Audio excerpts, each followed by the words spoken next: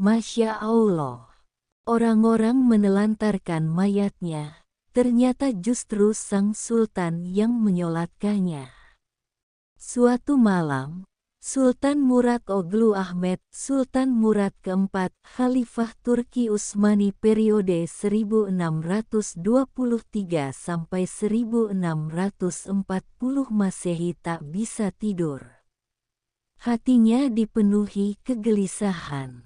Ia pun memanggil kepala keamanan istana dan mengajaknya keluar menyusuri kota.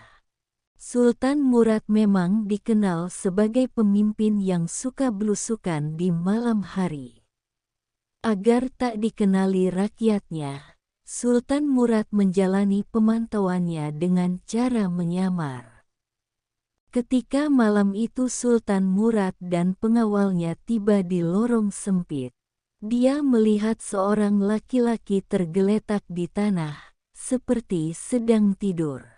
Namun ketika dibangunkan, dia tak merespons. Setelah dicek kondisinya ternyata diketahui laki-laki itu sudah meninggal dunia. Sultan pun mengetahui bahwa jasad pria itu sudah lama berada di lorong tersebut. Nahas tidak ada seorang pun yang memperdulikannya. Orang-orang berlalu lalang seperti tidak ada apa-apa. Meskipun mereka tahu ada mayat yang terabaikan di tempat itu. Ketika Sultan bertanya kepada masyarakat di sana, mereka pun tampak acuh tak acuh. Sebab jasad pria itu dikenal sebagai seorang pemabuk dan pezina di kalangan masyarakat setempat. Biarkan saja begitu. Dia seorang pemabuk dan pezina, kata salah satu warga yang tidak tahu kalau yang diajak bicara adalah Sultan Murad keempat. Bukankah ia termasuk umat Muhammad Shallallahu Alaihi Wasallam? Sekarang ayo bantu saya mengangkat jenazahnya. Kita bawa ke rumahnya, pinta Sultan Murad keempat. Sesampainya di kediaman pria tersebut, orang-orang langsung pergi. Namun, Sultan Murad keempat dan pengawalnya tetap tinggal dan hendak menyelesaikan pengurusan jenazah. Melihat suaminya pulang sudah tak bernyawa, sang istri pun menangis. Dalam tangisannya ia bersaksi bahwa lelaki yang selama ini menjadi imamnya adalah orang soleh. Semoga Allah merahmatimu, wahai waliullah. Aku bersaksi bahwa engkau termasuk orang yang salih. Pernyataan dan doa itu pun membuat Sultan Oglu Ahmed terkejut. Sejauh ini, ia hanya mendengar bahwa jenazah yang baru saja dibopongnya adalah lelaki yang gemar minum alkohol dan berzina. Tidak seperti yang disampaikan sang istri. Bagaimana mungkin dia termasuk wali Allah? Sementara orang-orang membicarakan tentang dia begini dan begitu, sampai-sampai mereka tidak peduli dengan kematiannya. Sang istri pun akhirnya membuka dan menyampaikan amalan yang selama ini dilakukan suaminya.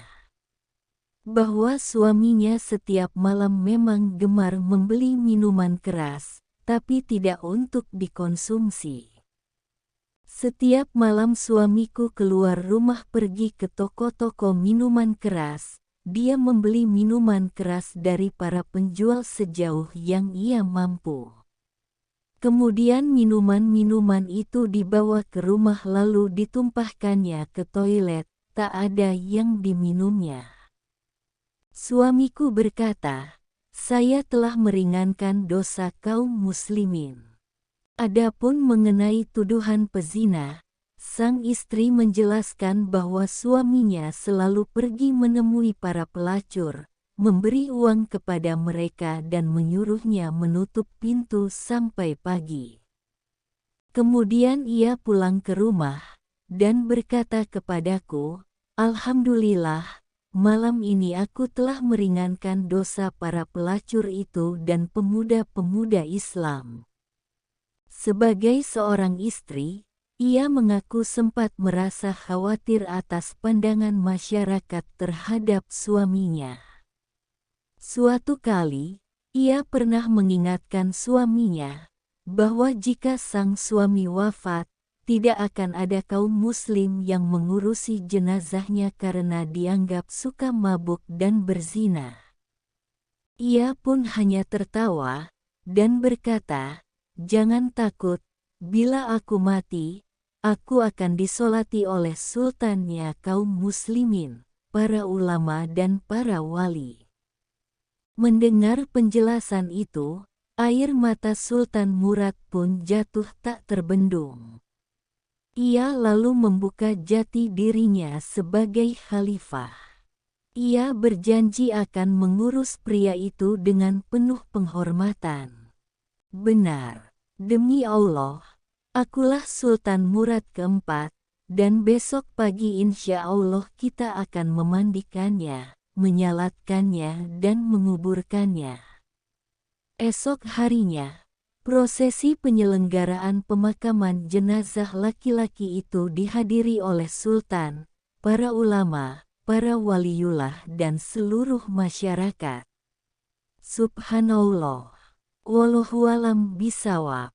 Kisah ini terekam dalam buku Muzakiraat Sultan Murad keempat karya Syekh Al-Musnid Hamid Akram Al-Bukhari. Semoga bermanfaat. Terima kasih.